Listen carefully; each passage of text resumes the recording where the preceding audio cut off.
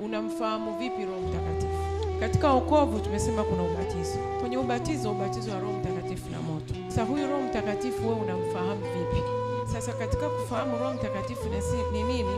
Nasema Roho Mtakatifu alitokea kwa mara ya kwanza kabisa siku ya Pentekoste. Na alitokea kwa ukubwa na kwa wingi sana.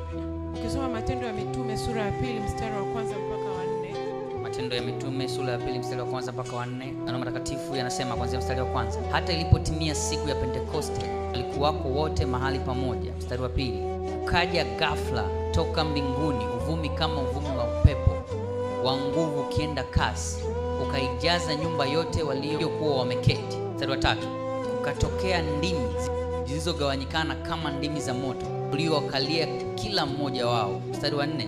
Wote wakajazwa Roho Mtakatifu, wakaanza kusema kwa lugha nyingine kama Roho alivyowajalia kutamka.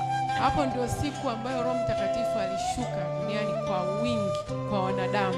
Miali ya moto ikatokea, wakabatizwa na wakatoka, wakanena kwa lugha, wakapewa nguvu, wakaweza kutoka nje kufanya nini? Kuhubiri na kufanya matendo makuu ya Mungu. Hiko ndio ilikuwa ni Roho Mtakatifu. Sasa ndio unaanza kumfahamu. Lakini huyu Roho Mtakatifu alikuwepo kabla ya hili tukio la Pentekoste. Ukisoma Mwanzo 1 sura ya 2, Mwanzo 1 mstari wa 2, Mtakatifu ya Mungu anasema, nayo nchi ilikuwa ukiwa tena utupu, na giza lilikuwa juu ya uso wa vilindi vya maji. Roho ya Mungu ikatulia juu ya uso wa maji. Hapa ni wakati Mungu anaumba ulimwengu. Nchi ilivyokuwa ukiwa, Roho wa Mungu alitua juu ya maji.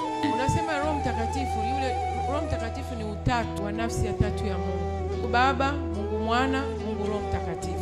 Kwa hiyo Roho Mtakatifu alitua juu ya maji. Lakini sasa baada ya Yesu kuja, baada ya kutosa, aliwaambia, mimi nitaenda, nitarudi, nitawaletea msaidizi ambaye ndio huyu Roho, ambaye ndio Roho Mtakatifu.